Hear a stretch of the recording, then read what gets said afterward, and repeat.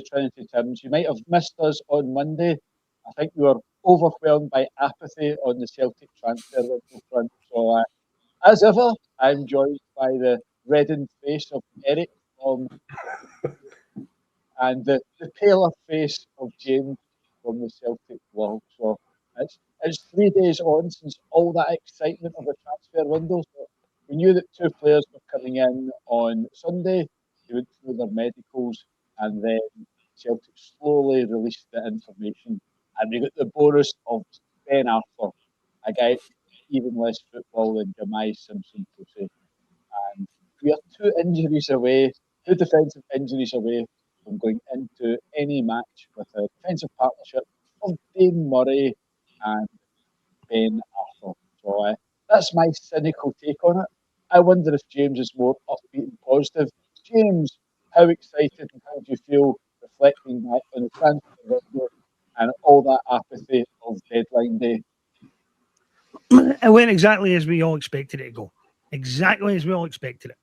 One shambles after another, one incoherent decision after another, one utter mess after another, and one embarrassment after another. And we ended up with a squad which is stronger than it was. That is without a shadow of a doubt. But that says a lot for how weak the squad was in the first place. When Tony Ralston is your right back, when Johnny Kenny is your centre forward, when your other centre forward is a guy called Shin Yamada, who most of us still don't know why the hell he was signed. Any improvement, you'll take it, but you don't have to be happy with it, and I don't think I'm very happy with it. Short and sweet. Unusual for you, James. Eric, you were watching events from a distance.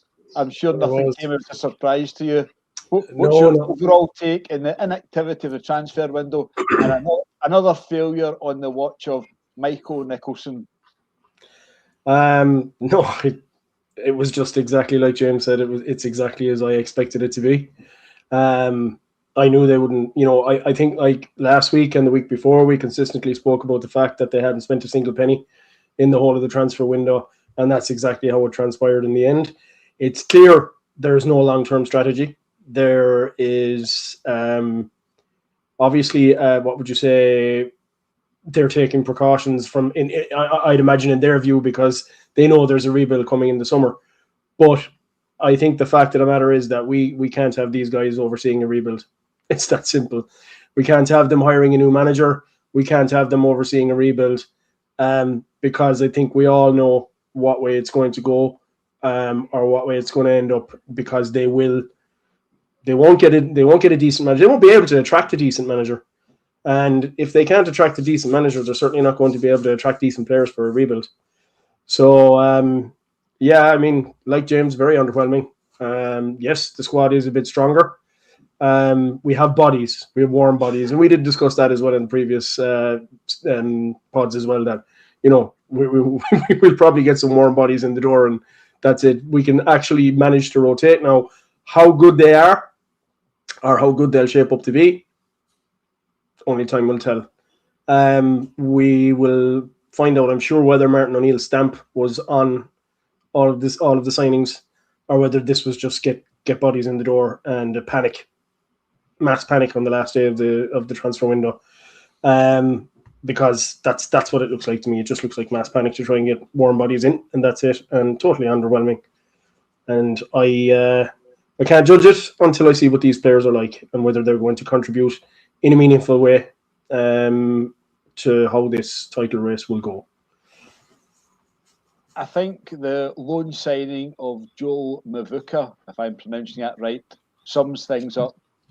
This is the guy to replace Nicholas Kuhn. So when Nicholas Kuhn was going to Como, I wonder where Joel Mavuka was on the Celtic list or in any list. So the way that unfolded, we were getting all excited about the guy at the top of the Italian Serie B. A lot of the messengers telling you it's on the go and things are happening, terms agreed, this, that, and the next thing, quadrupling his wages, 4-year contract, 4.5-year contract. Surprise, surprise, it never happened. Then I am certainly no hipster, but all the folk with stats, all the folks with access to data can find absolutely nothing in this. that justifies him being anywhere. Fingers crossed he comes in and replaces Nicholas Poon. Or fingers crossed he comes in and does a competent job. But there's nothing in this guy's record. We were a medical away from giving him a 4.5-year contract and paying a fee of about £3 million for him. None of us are particularly bothered for preserving the bank balance, but that looked like more money down the drain. So this guy underwent a medical on Sunday. We've got Martin O'Neill's word for that. And then word emerged. We were expecting the slow drip of news from Celtic, but word emerged on Monday that maybe there's something amiss. We get a French report saying he'd failed his medical. And instead of washing your hands and walking away from it, Celtic brought him in on loan. There's a guy at Motherwell that's actually pretty good. He's been in Scottish football for 2 seasons. In January, he scored a ton of goals against the teams that Celtic were playing against. And for some reason, Celtic were all in for Joel Mavuko. James, Eric's touched on it. The strategy, ho, ho, ho. I mean, what sort of rebuild is waiting in the summer? We all hope the squad, we'll all admit, hands up, the squad is stronger. It's not too difficult to improve on the squad that went into the 1st of January. But instead of making some small steps towards improving the squad and giving the next manager something to work with, we've increased the workload. I suspect, well, I've said it before, but no competent managers coming into Celtic anytime soon. No one that's good at their job is going to trust negotiations down to Michael Nicholson and then getting his email approved from a golfer in the Caribbean. So I reckon they must. Nothing happens until they appoint a director of football that's got autonomy. But James, what scale of rebuild is awaiting in the summer, which is a World Cup summer and will involve Champions League qualifiers either in not Champions League, will involve UEFA qualifiers, hopefully a Champions League playoff in August. But if that doesn't happen, there could be matches in July to try and get through to the Champions League or another UEFA competition. What's the rebuild, James? Well, I mean, first let me tackle one gigantic, idiotic misconception here, is that we are net spend freaks. Let me tell you what I took from the transfer window, right? And I'll talk about the Booker deal in a minute, but what I took from the transfer window is I would rather spend no money and bring in 2 loanees to play up front than pretend to be excited about spending £4.5 million on a signing from Germany's 3rd tier. If that's the guy they're hoping to save their season, they're in for a big disappointment. Germany's 3rd tier. I would be cringing with embarrassment if Celtic spent £4.5 million on a German 3rd tier player. We've signed 2 Bundesliga forwards. Yes, they're only here on loan. But I am much more satisfied and much more confident about that than I would be about a 3rd tier signing from Germany. And I'm not all that concerned about how much money was spent or no spent. I am slightly embarrassed that our club couldn't spend more money than St Mirren, Livingston, St Johnstone, Aberdeen, Hibs, Hearts. I'm not so concerned that the Ibrox club has went and spent upwards of £10 million. It's what you get with it that matters. It's not, your willingness to throw it around like confetti. The Mbuka deal is seriously disturbing, but seriously disturbing. The whole way we went about that is seriously disturbing. I'm not quite so ready to damn it as a bad signing because he played a lot of the stats that are getting bandied about are based on last season where he played it right back. So I'm not going to worry too much about stats and numbers. Let the number boards have their fun. So I'm not going to get overly concerned about that. I'm a manager as architect person. And if the manager thinks that his attributes fit in his style of play, I'm happy to support the manager on that. I'm happy to back Martin on that. Where I'm really concerned is how the deal got done. Everything that I see and hear about it convinces me that we behaved in a very underhanded and shady fashion. And I don't want to think that in my own club, and I don't want to think that people at my own club would behave that way. But we've seen enough of these people to suspect the worst. And I suspect that we behaved in a very shady and underhanded fashion, where we've undermined the player, where we've undermined the agent, where we've probably pissed his club off. The idea that we were surprised to find out that there were issues in his medical is nonsensical, because Lorient flagged him when they signed him. The team before them flagged him when they signed him. It's on his Wikipedia page that he has a heart condition. This is not a secret. Nobody was caught by surprise here. And the idea that we found something in a medical that caused us to think again, I'm sorry, I don't believe it for a minute. I think it's bullshit. I think that what happened was that the geniuses at our club saw an opportunity to save money on doing the deal right now and found a way out of it. That's genuinely what I believe. I don't see it. There's nothing that convinces me otherwise. These are underhanded people who are working at our club, and that would be fine. Except that it makes our reputation look like shit. No one will want to pick up the phone and deal with us while these people are there. If we continue to behave this way towards other clubs and treat players and agents like this, our reputation will tank in a way that's going to do serious, long-term structural damage to our club. I mean, we already know that we pulled out a deal at the medical stage at the start of the window because the guy announced it on his Twitter feed that he was looking forward to making his debut at Celtic Park. And then we pulled the rug from under his feet. And we started delaying about whether or not we'd be paid the transfer fee. And at that point, his agent says, well, look, there's interest elsewhere. See you later. In fact, his agent said that they didn't even pay the hotel bill, that they didn't even let Celtic pay the hotel bill because they didn't want to even look like they fell under any obligation to conclude the talks. So that's the kind of reputation we're getting all across Europe. And if this has went down the way I think it has, with our guys acting surprised all of a sudden about a fact that's been in the public domain about this player for ages, I think it's disgusting. I think it's a shocking way to behave. Yep, there's not too much to be added to that. Unfortunately, it falls into a pattern. We heard in the summer how Plymouth were concerned about the way they dealt with Stephen Welsh. We heard from a Dutch club when we were after Broom, the winger, and we suffered the ultimate slap in the face when they compared it to the professional way that you get dealt with at Ibrox. So you don't want to be a pushover for clubs, but there's a middle ground, and you've got to act professional and normal, and that applies to agents and clubs. So we can appoint a director of football tomorrow, can appoint a director of football next week, and we do not move any further forward until that happens.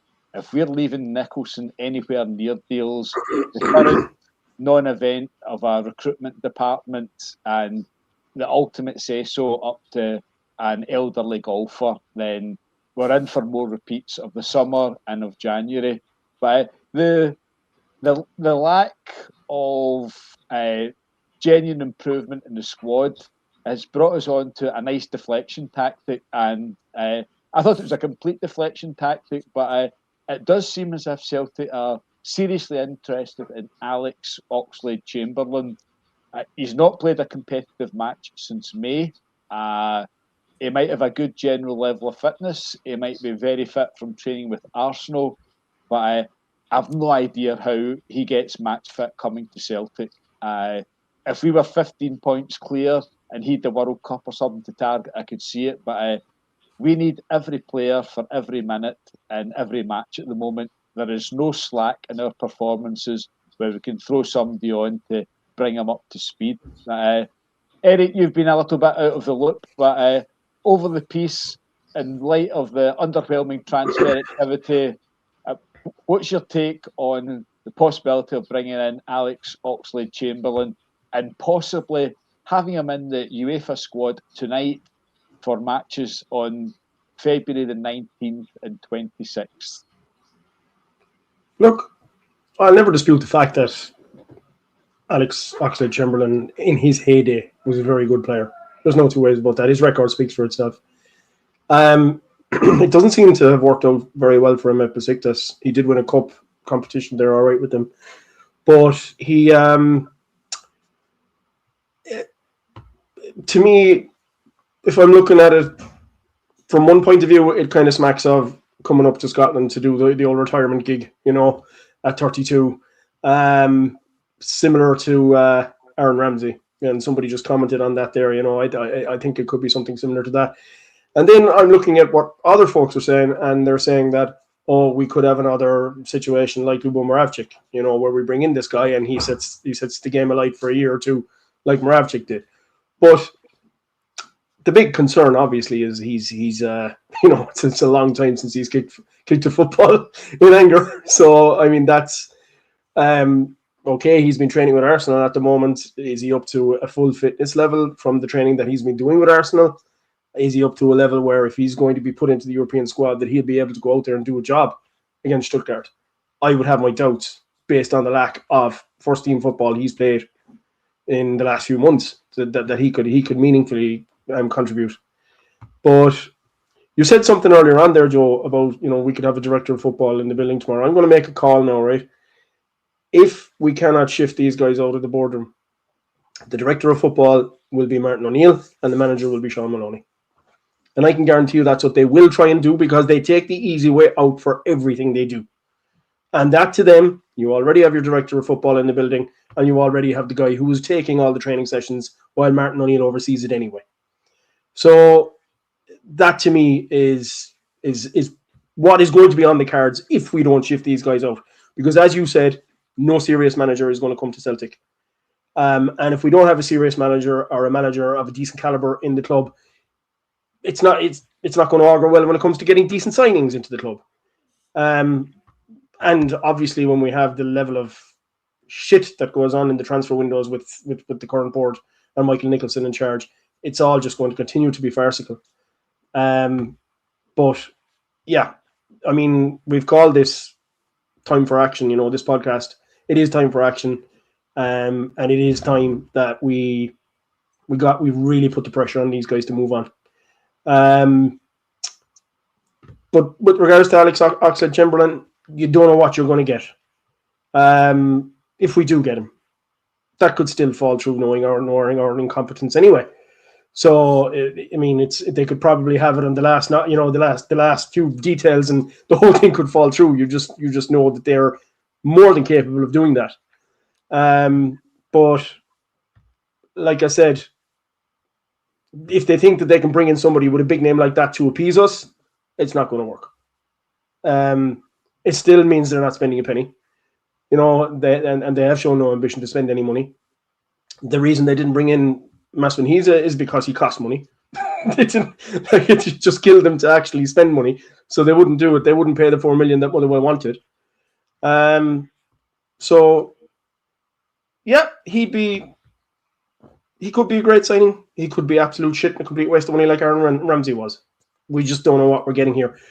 Look, all it'll take is for Hugh Keevins to write him off and say how shit he is, like he did with Lubo Moravcik, and then he rise to the occasion like Lubo did. But I'm sure if the guy gets up to full fitness and he's match ready, he probably could do a job in our league. But what sort of level of fitness he has? Is he injury prone? And is he going to be suited to the rough and tumble of Scottish football and playing against teams who put 11 men behind the ball and referees who favour only one side, which we'll touch on soon enough, I'm sure. But yeah, it's a gamble. That's it. It's a gamble. Whether it pays off, it'll probably be the same sort of level of gamble as the rest of the signings we've had in this window. We just don't know if they're going to pay off. He does have a reputation. He does have, he has done it in the past. Whether he can do it again or not remains to be seen. James, if Alex Oxlade-Chamberlain was fit to play football on the 19th of February, I'm convinced there'd be somebody in England, in the London area, that would sign him in a nanosecond. He's been at Arsenal, I think, training since November. Apparently played in some training matches, etc., etc. But I just find it impossible to think that this guy is close to being ready to play football and that Celtic is the best offer on the table for him. Generally, there tends to be problems with players that come to Scottish football. Joe Hart was a great example. Worked fantastically for Joe Hart for 3 seasons. Kasper Schmeichel, we get one great season and now it's a little bit up and down. What's your view, James, on the likelihood of signing Alex Oxlade-Chamberlain, and when is he match ready? When's he ready to start a football match for Celtic? Right. Well, let's take 1 point first. Comparisons with Aaron Ramsey are not quite there. Ramsey had bummed about football for about 2 or 3 years and had hardly played for anybody. Ramsey was always one of the players that went chasing money and transfer deals, which is why he had so many of them. And Ramsey was basically up here on holiday. That's the truth of it. Oxlade-Chamberlain has been playing regularly, semi-regularly, for the last couple of years for really top-class teams. And whenever he's moved in his career, when he moved to Arsenal or Liverpool, for example, everybody thought that it was some kind of downward move, but he went there and won a Champions League, so it wasn't exactly a backward step. It got to the end, his time at Liverpool, and there was concerns with his place and his fitness. He went to Turkey and played really well. Apparently, it's Giovanni Van Bronckhorst who didn't fancy him, which is I don't think we should take that as a final definitive. This guy can't play anymore. O'Neill wants to play him in a certain position. I think O'Neill's got a very clear idea. I think what he wants to do with him. If you make Alex Oxlade-Chamberlain a deep line playmaker in the Celtic team, or you push him up front into the kind of the role Ahmet Engels is in right now, that guy will run riot in Scotland. That guy will score goals. He will set goals up. If we give him an 18-month contract, he'll be an asset for us in Europe next season. I cannot see how this is a bad deal. I cannot see how we screw this up. If this guy is fit enough to pass a medical, he'll be more than one of our signings has already been. And as far as I'm concerned, I will trust the manager. It's the kind of deal we should be doing. It's the kind of deal we should be exploring. He's a much better footballer than Aaron Ramsey. He's a much bigger name than Aaron Ramsey. I said in the article I wrote about it today that this is the biggest name player to come to Scottish football in the last 2 decades. And I absolutely stand by that.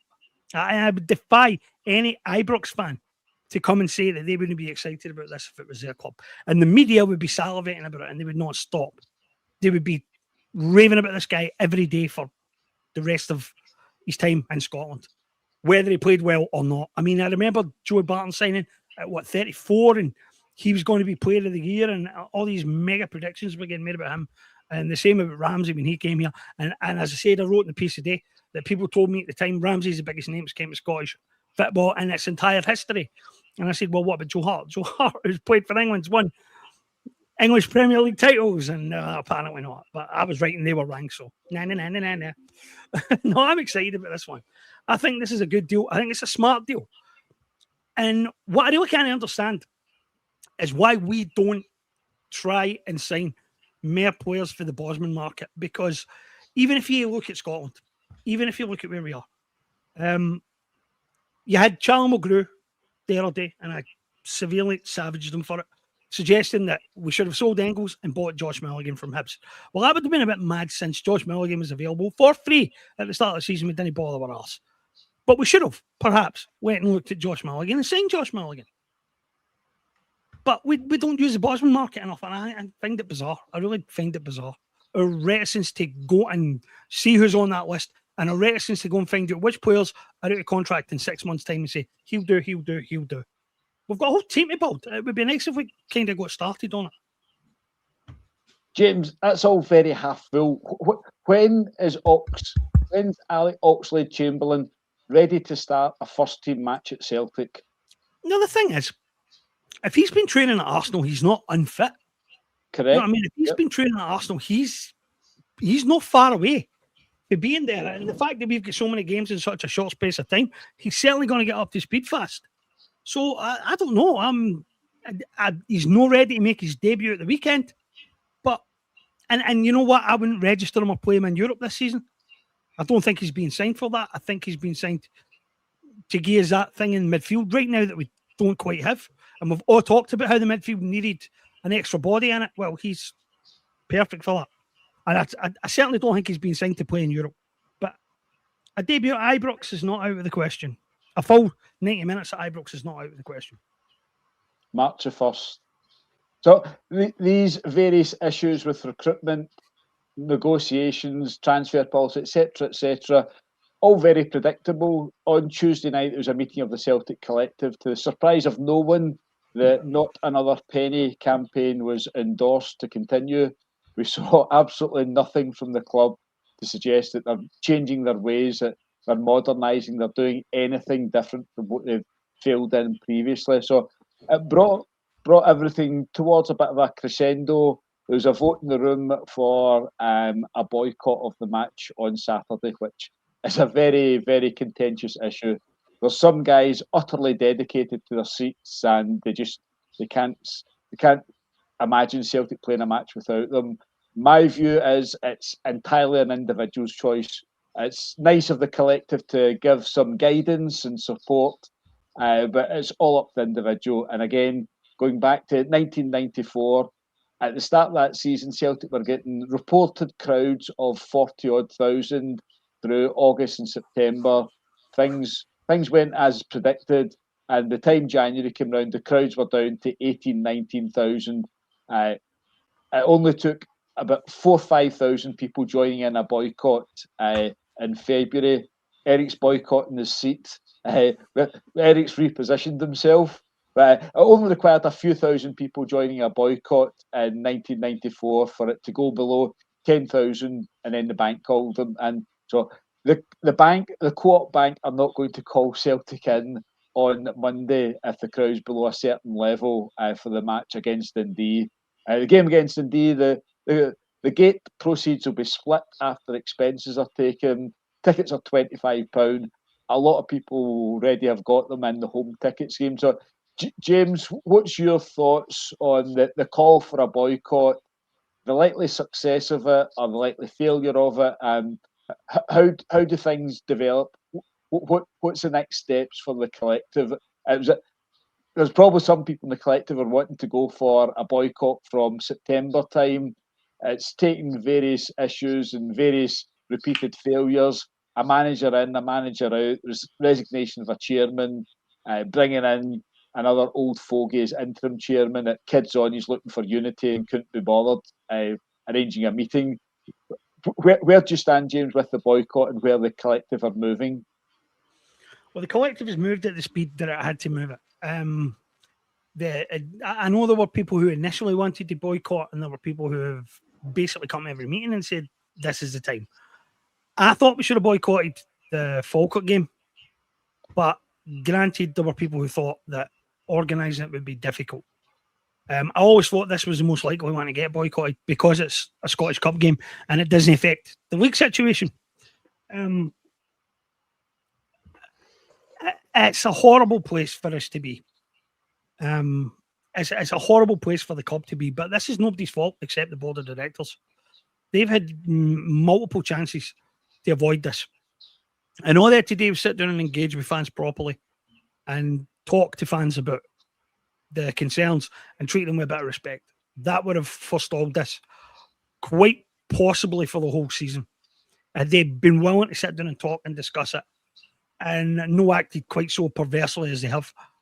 But when you ban fan media and you ban an entire section of the support and you do it on the most spurious imaginable grounds, you cannot accuse fans who are boycotting of being the ones who are hurting the club or hurting the team, because that's nothing but a barefaced lie. I'm glad that the whole discussion's being had with a lot of respect. I'm going to publish a piece tomorrow that it's not going to be very respectful, but it's not going to be respectful because the people who I'm writing about aren't very respectful. There is a word that I don't use often because it's a very specific context word and it's got nothing to do with identity. It's all about behaviour. And I have called people who self-define as Celtic fans Huns because that's what they're behaving like. But that's for the more, and I won't go into any more detail than that. But for the most part, we're all discussing this rationally and behaving sensibly towards each other. Give you a good example. Our supporters bus is maybe 70-30 in favour of the boycott.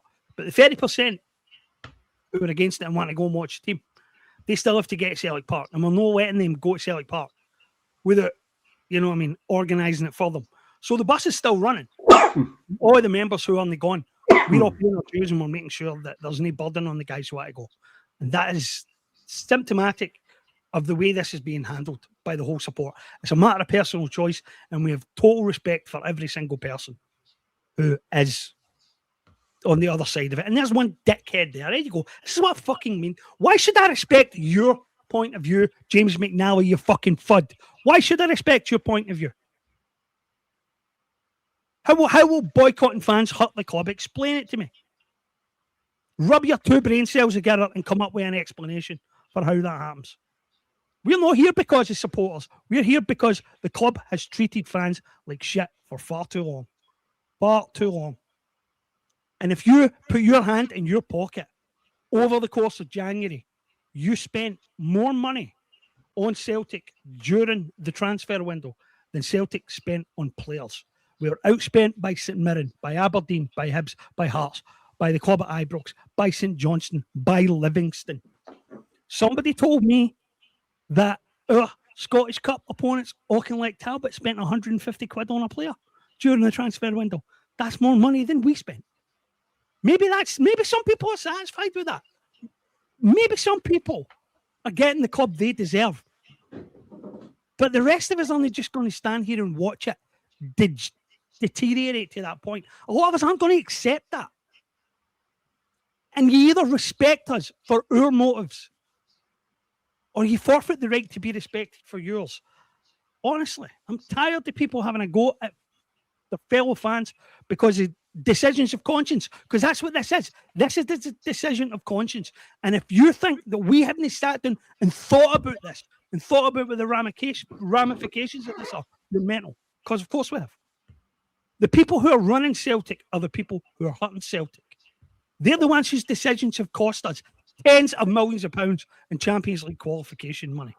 That's a fact. There is no harm that Celtic fans can do to the club that is worse than what the people in charge of the club have already done. Their decision to appoint Wilfred Nancy cost us 8 games and quite possibly this league title. It cost us the League Cup. How many more decisions do you want them to make that are going to continue to hurt us and cost us? And the only way these people are going to go is with pressure, unrelenting pressure. And that is what we intend to put on them.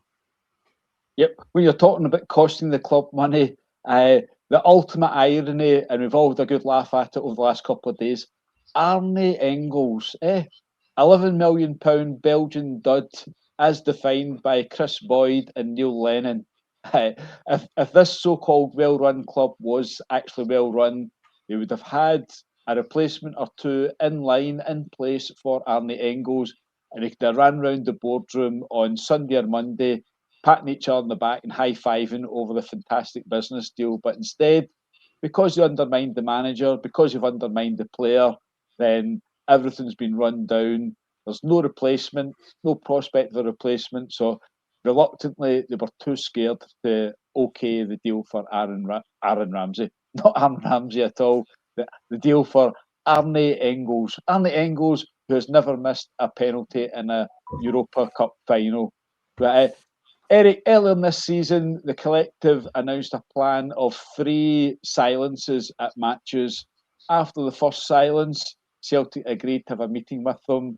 The infamous shrug of the shoulders, October the 6th meeting, and since then there seems to have been absolutely nothing from the club. So the use of this cosy little setup called a fans forum, where they'd invite some of their pet supporter representatives, tell them about their fantastic plans, and a day or two later there'd be wee snippets appearing on the internet here and there, and that was a box-ticking exercise. But Celtic haven't even managed to hold a fans forum since May 2025. So I think there's some UEFA directive.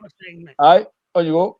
Even the people who were there at the last one, if it is the last one that I'm thinking of, even the people who were there, the people who were handpicked to be there because they know the kind of people who generally rock the boat, even they were pretty astounded and even disgusted when Michael Nicholson sat at the meeting and lied to their face by talking about a meeting that he had held with some of the people in that room, which never happened. That's the contempt they treat people with. That's the level at which they operate and the way they see supporters. They think they can sit in front of people and lie about meetings that never took place. Well, the people who were allegedly at that meeting are sitting there in the room. I mean, you don't get much worse than that. You don't get much more contempt than that. And that's who these people are. But some people apparently are perfectly all right with him running a club. Yeah, but look, James, in the commentary there, Rodgers lost his Kairat. I mean, what fucking relevance has that got to anything? No, Rodgers did not lose his Kairat. Paul Tisdale lost his Kairat. And Michael Nicholson. And Michael Nicholson fucking... Rodgers have to say, we're not ready for this game. Help us. Get us ready. Give us the players we need to do this. How many times did he have to say it? Yeah, but it's his fault. Of course it's his fault. Oh, of course. It must be Martin O'Neill's fault as well then. This transfer window was such a disaster. Martin O'Neill sat there on Sky the other night and said that the current recruitment process at Celtic is not worthy of Celtic. Yeah. I just genuinely, I can't believe that there are still people out there now who back this sport. It's just, it defies all fucking mental logic that people think that these guys are actually benefiting Celtic or doing a good job. It's just insane. It's these characters showing what uber fantastic Celtic fans they are. And the classic deflection you're seeing online is it's the Green Brigade. It is not the Green Brigade. It's a Celtic fans collective. There's more than 400 groups signed up to it. I haven't seen any notice of anyone withdrawing from the Celtic fans collective on the back of the call for a boycott. It's not an enforced boycott. They're suggesting, they're recommending a boycott. And most people that are staying away from the game on Saturday are pretty respectful. Like James's bus, they respect that there are people that just feel they must be there for the game. On the other hand, those that are Uber Tims, those that are fanatical, those that are the true Celtic fans, they're having no truck with these rascals, influenced by the Green Brigade. And the chief lunatic out there is, of course, Lawrence Donegan. If you want a laugh, have a look at some of the nonsense he's publishing. I think Brian Wilson's probably even embarrassed by Lawrence Donegan these days. But Eric, as I was getting to early in the season, the collective were having a silent protest at matches. 1/3 of the way through that, the club called for a meeting. They don't even bother the meetings now. Brian Wilson's call for unity was clearly just another soundbite for a statement. It's not happened. So, Eric, how do you see the boycott at the weekend? There'll still be a decent crowd there, but I think the crowd, in recent times, thanks to home cup ticket scheme and Celtic success in cup competitions, folk have been going to these matches in the hope of getting a semi-final or a final ticket. But I think a good few folk have been worn down by it. The ballot process for cup finals, for games at Hampden, is very secretive, and it seems more and more is getting shifted off towards corporate. So there's a variety of reasons that folk won't be going. Dundee at home, Saturday, 5:30 February. It's on Premier Sports. That's another reason. But what's your take on the boycott and the next steps forward for the collective? Well, I mean, the three demands that the collective came up with on the night of the meeting are fundamental to this. The immediate reinstatement of the Green Brigade, the immediate reinstatement of media rights to all fan media groups, and the immediate removal of Michael Nicholson. And if boycotting is what we need to do to ensure these goals, I mean, I make the point that Celtic Park is absolutely devoid of an atmosphere at the moment. It is soulless. And in all of our lifetimes, when did we ever expect that Celtic Park would be a soulless place, you know, where there's no passion?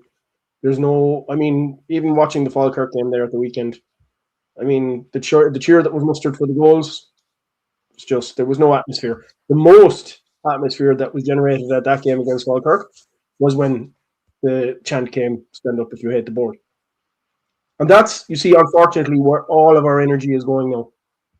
Everybody who's on board with this, and we would say that probably 80% of people are now on board with it, you still have 20% of fucking gobshites out there who support these Muppets.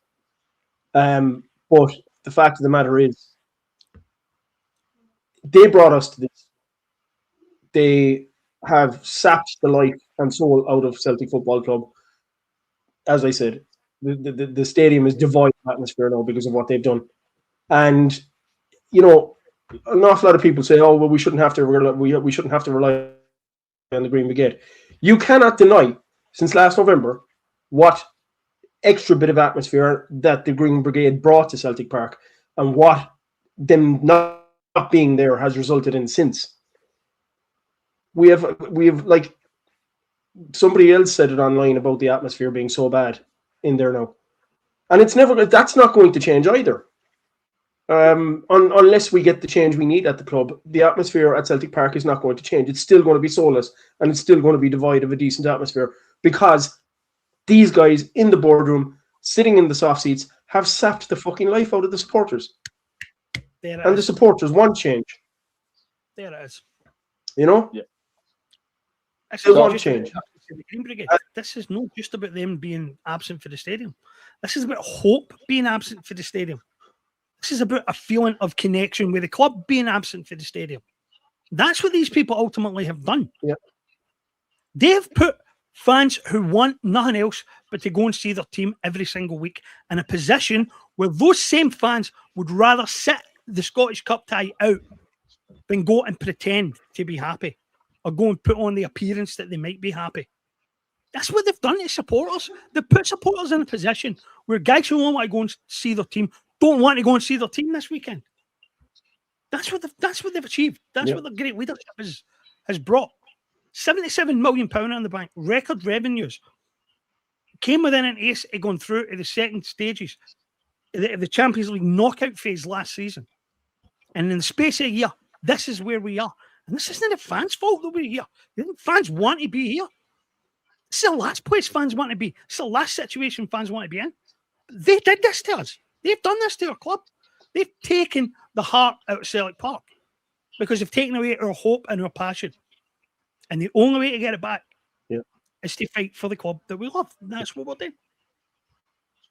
Eric, twice in the last couple of twice in the last couple of days, Martin O'Neill's been interviewed on Talk Sport and with Chris Sutton last night, and he's been asked about the situation with supporters, and he's made his gags about being a peace envoy and all that sort of stuff. But Martin O'Neill's talked about it a couple of times. Are the board just ignoring him? I mean, it seems that way. The collective got in touch with Brian Wilson, offered him 3 dates, and he never. Brian Wilson acknowledged an open letter from the Green Brigade. No, not from the Green Brigade. Acknowledged a letter from the Celtic Fans Collective after he'd made the unity plea. He was then offered 3 dates and had nothing back from him. So, what's your take on Martin O'Neill getting involved? They could easily body swerve it and say that's for other people, but he has acknowledged there's a problem there. It would give the team quite a boost. It would give the ground a boost. It would give the support a boost. But it seems that Brian Wilson has got no intention of getting on the phone and getting in touch with the Celtic Fans Collective and trying to iron something out for the good of the club. Well, I think you only have to look at, like, this board is totally disengaged from the footballing operation. It is completely disengaged from the footballing operation because of the sabotage that it has done to the football operation in the last year or so. They're not connected to it. They have done nothing, as we know, other than asset strip the footballing operation. So we saw what they did to Brendan Rodgers. We saw how they tried to blame Brendan Rodgers for everything. And now we know, clearly, look at how Brendan Rodgers is performing out in Saudi Arabia. He's got his mojo back. He's well able to manage a team where he's getting the assets he requires to be able to manage that team. No manager should have to beg for players. We've heard the board members over the years, time out of number, say that every single penny is reinvested in the football team, which is utter bullshit. They have torn every single penny that they can out of the football operation in the last couple of years. They have asset stripped everything that Ange Postecoglou and Frank Trimboli put together. There is only a handful of players left from that team at Celtic Park. And let's be honest about it, there's a good couple of them don't even want to be there. So are they ignoring Martin O'Neill? I don't think they're engaged with Martin O'Neill. If they were engaged properly with Martin O'Neill, then they wouldn't be doing they wouldn't be doing the kind of business that they've done in the transfer window just gone. If they were engaged with that manager, if they were listening. Like, I think the biggest aspect of that, or the biggest highlight of that transfer window that you can take to say that this board is not engaged with management, is where both Sean Maloney and Martin O'Neill went to watch Motherwell play and to scout Masson Heasy. He made it clear he wanted that player. He didn't get him. Now, if you're engaged with your manager, if you're a board that's engaged with your manager, you do that. You get him the player that he wants. Brendan Rodgers made it clear over the years in both his stints, players that he wanted. And the board royally fucked up in those situations. We can talk about John McGinn forevermore as one of the worst examples of what they did to a manager. So it boils down to this. These guys are not football men. They don't understand the game. They clearly don't understand how the transfer market operates, and they don't understand how to engage correctly with the football operation and the manager. Because who shafts a manager who won the amount of trophies that Brendan Rodgers did? Brought the level of success that Brendan Rodgers did. He won 11 trophies in both his stints. And the way that they treated him was abhorrent. Now, I know a lot of people say the guy had an ego, so on and so forth. Maybe he did have an ego, but regardless, you cannot deny what he brought to Celtic.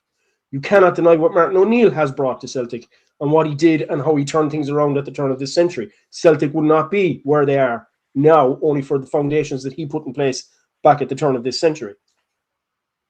If anybody deserves respect and the utmost respect, it's Martin O'Neill. And they clearly didn't fucking respect him in this transfer window.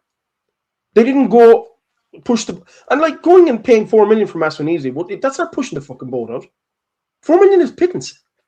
We've discussed the time out a number before, like the amount of money that we were spending on players at the turn of the century. 6 million on Sutton, 6 million on Hartson.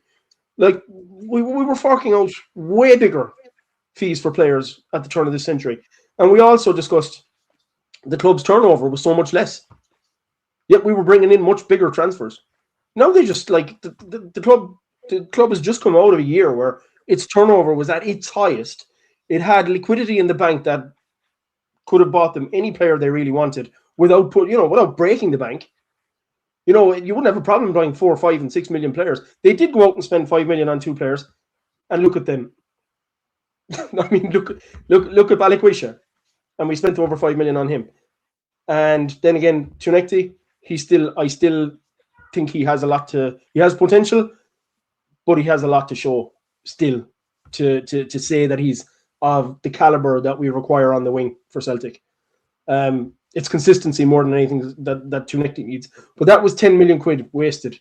A good half of it anyway was wasted on Balikwisha, unless Martin O'Neill can get a tune out of that guy. But I don't see anybody getting a tune out of him.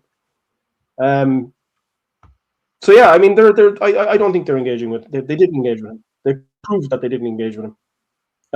By the way they behaved in this transfer window.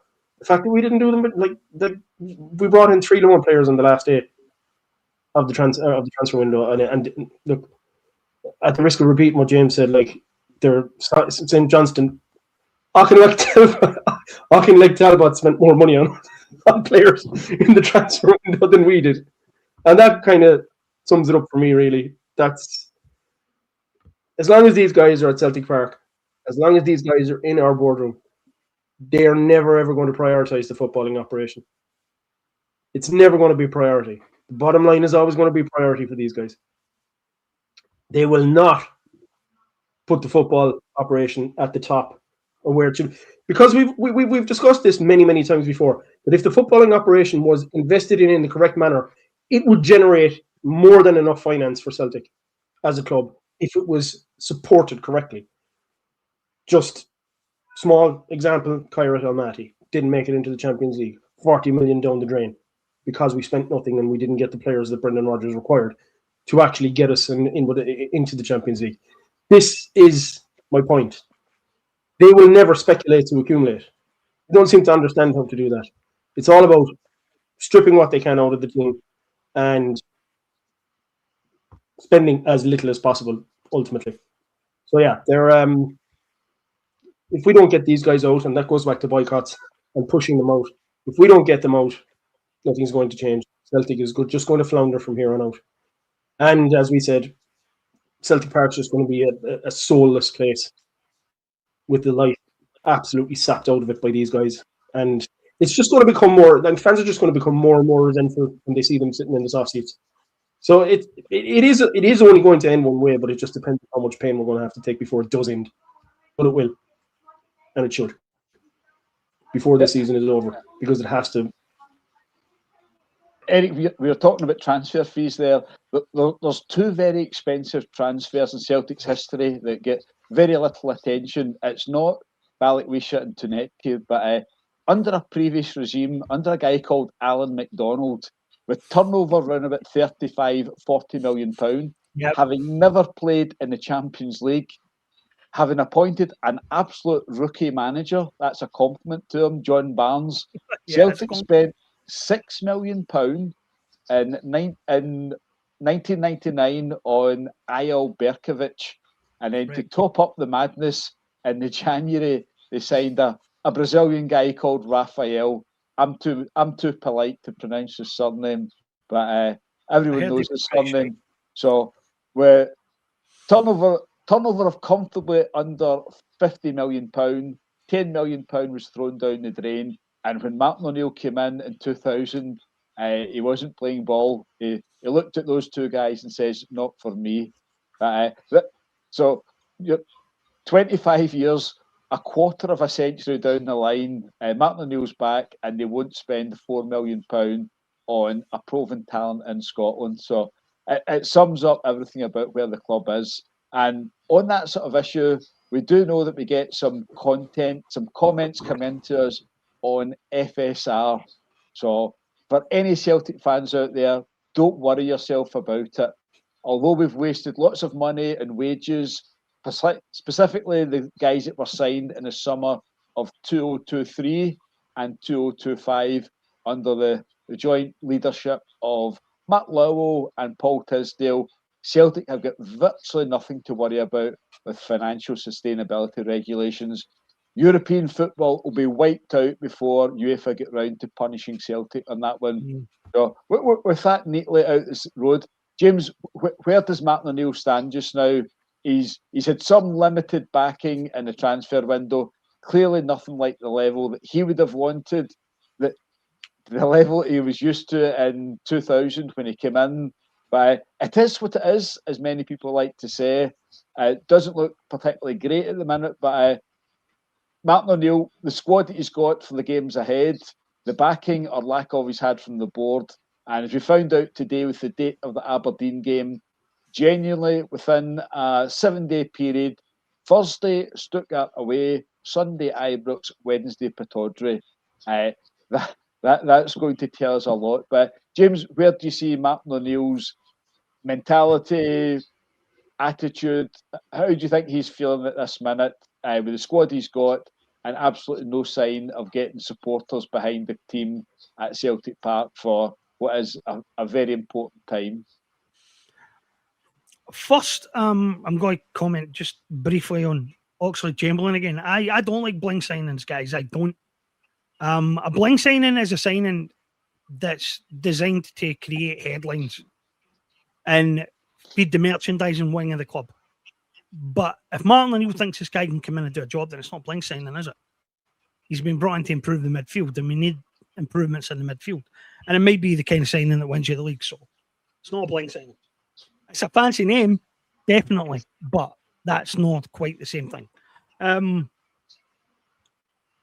You guys said something earlier on, right? And I never thought these words were going to come out of my mouth, right? I never thought these words were coming out of my mouth. I would have cut my tongue out before I thought I would say these words. But if we start next season with Martin O'Neill as director of football and Sean Maloney in the dugout, I could probably get behind that at this point, because we need stability as much as we have ever needed it. We need people inside the club running the football department who understand football and who understand what a manager needs to do his job. And if O'Neill managed to claw himself enough power to become director of football with his own remit and his own mandate and run the department the way he wanted to run it, it would run better than it has run at Celtic for years. The football department would run better than it has for years. And a young manager like Maloney, who's coached under some decent managers, backed properly by the club, could be very successful. And with O'Neill as a guide, he would never be short of advice, and all of it would be good advice. And I wrote about, I've either wrote about O'Neill for the night or for the morrow, but that guy should get whatever job he wants at the end of this season. If he wants to stay at Celtic and take on a major role, he should get whatever job he wants. But there are two where I think he would be exceptional. As chairman, with a 5-year remit to come in, put together a plan, make sure that plan's presented to the fans and then leave at the end of it, having restructured the whole club, I think would be a tremendous success. And the fans would get behind it, and it would unify the club in a way very few other things have. And Martin O'Neill as director of football would be almost too good to be true at this point. O'Neill has done something that Rodgers wasn't able to do. Even though he's not quite got the players he wants, O'Neill has made sure that he's got players. He's made sure he's got warm bodies. He's made sure he's got players that fit his style. He's made sure he's got players that can do the job he wants them to do for the rest of the season. And Oxlade-Chamberlain is just the next bit of it. If he gets him in, then he's also won a battle that Rodgers fought in vain, not just this time when he was here, but last time he was here as well. This whole argument about needing experience. And it's funny because they never gave Rodgers experienced players when Rodgers asked for them. But when Ange wanted to sign Aaron Moy, they never stood in his way. They just let Ange go and get him. And if they're backing O'Neill to the same extent, and O'Neill says, I need experience in the midfield, I want go and get me somebody, then they've done it. And O'Neill's won his private battle. And based on that, I would be very happy to see Martin O'Neill in a permanent role at Celtic at the end of the season. If you ask me at a push, if I would accept Martin O'Neill as manager for 1 more year, I probably would be all right with that as well. Because what the club needs more than anything else is a year of no fucking bullshit. A year where it's all about rebuilding and consolidation and putting a foundation in place for whoever comes in and takes the manager job permanently. We need to restore credibility before we do anything else.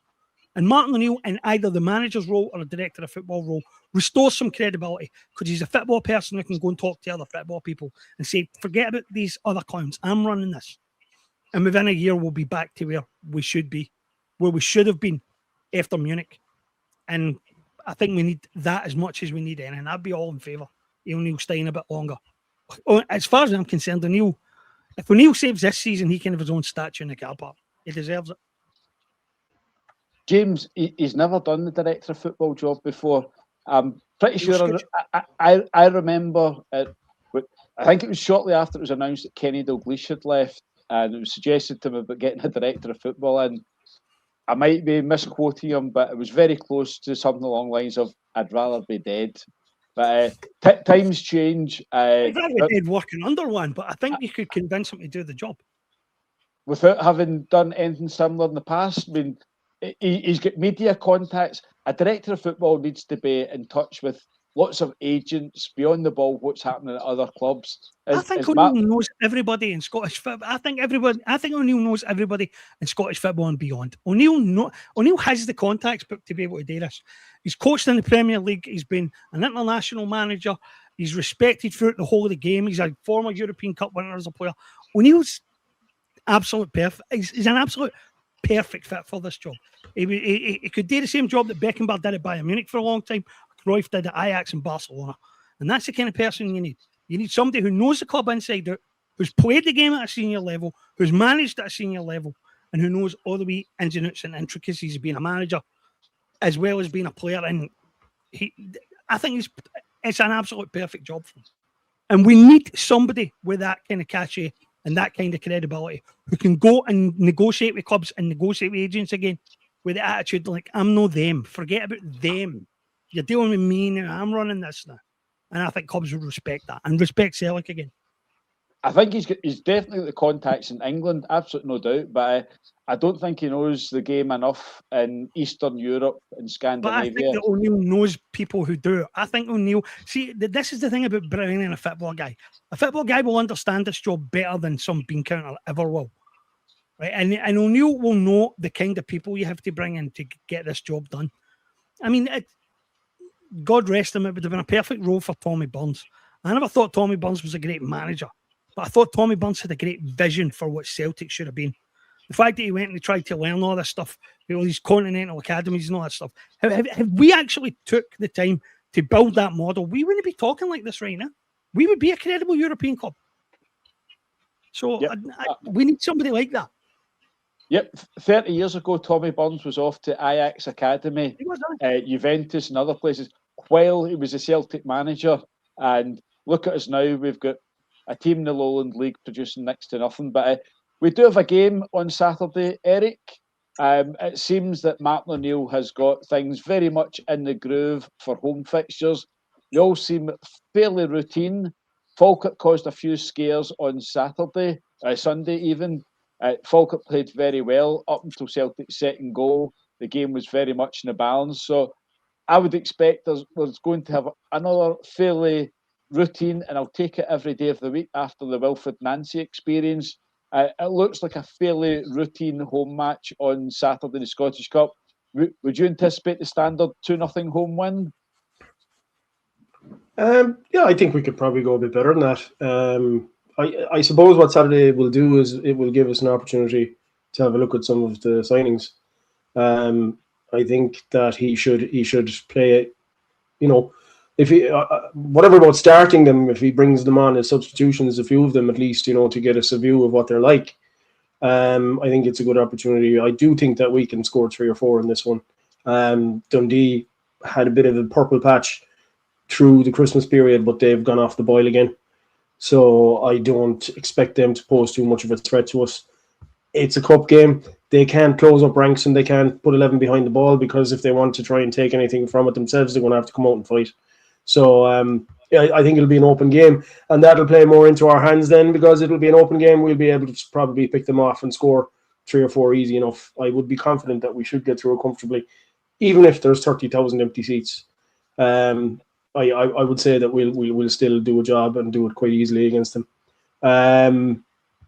And as I said, it's a good opportunity for us to get a look at a few of these new signings to see what they're like. So yeah, I'd be comfortable 3-4-0 win there on Saturday. Yep, it should be a fairly straightforward one, but you must start it off at 100%. You can't go in third gear, getting back to the Brendan Rodgers and Honda Civics and Ferraris, etc. James, you'll be.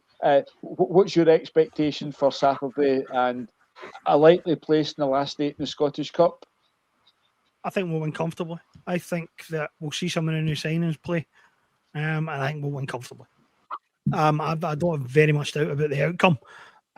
Even if it's played in front of a 3/4 empty stadium, which, by the way, I don't expect it to be. But yeah, I mean, I can't see past us. O'Neill was the former manager in the league. He's the former manager in the country. I mean, the media spends so much time salivating about McInnes and salivating about Danny Sausage Roll that they forgot who the on-form manager in the league is. If you take out the 8 weeks of Wilfred Nancy hell, Martin O'Neill is streets ahead of everybody else. So I with some new signings in the team, with some new blood, I expect us to do well for the rest of the season. I think we'll win the league now. There you go. I'm pretty confident about it. Well, I think the Stuttgart Ibrox Pataudry week is pivotal to things, but that's about all from us tonight. Apologies for not being on Monday. The good news is you've only got a couple of days more to wait till next Monday. So us 3 cheery chappies, we'll be back again on Monday, 6:30, back into the usual routine. So if you like what we're doing, please share and comment. If you've not subscribed, please do. The subscriptions are moving up quite smoothly. That's impressive. We're grateful for it, and it helps in lots of ways. Gets you up the Google and the YouTube out. James, what's making you laugh over at you, James? Well, first, by the way, I want to send our best wishes to all the guys at the Irvine Celtic Supporters Club, which suffered a mishap, we will say, earlier in the week. A mishap being investigated by police. So you'll understand that I don't want to say much more about it than that. No, I was just laughing at one of the comments about the Rats at Ibrox. I sent somebody a message about that today. Especially, and I like the part about how it was eventually spotted on the pitch, where it failed to show James Tavernier a yellow card, and that's all I'm saying about that. And all. Yep, 4 games in less than 2 months. The same official, and you don't need to look too far. In David Dickinson's Facebook, the family connections. We've all gone private recently, but we've all got the screenshots. We know exactly what David Dickinson is. In no football society would the same official get 4 matches within 2 months with the one club. 4 contentious penalty decisions. My words, he'll get Ibrox as well. All going in one direction. So we'll be back again on Monday. We'll be back in our usual slot. So please like and subscribe. If you've watched us live, come back and give us a comment. If you're not watching us live, feel free to comment. So thanks again for James, for Eric, and the folk behind the scenes at Snack helping us put this together. We'll be back again, and thanks for listening. And fingers crossed, Martin O'Neill keeps the show on the road. Dundee should be straightforward, but there's bigger tests coming up. Cheers. Oh, hell yeah. See you Monday, guys.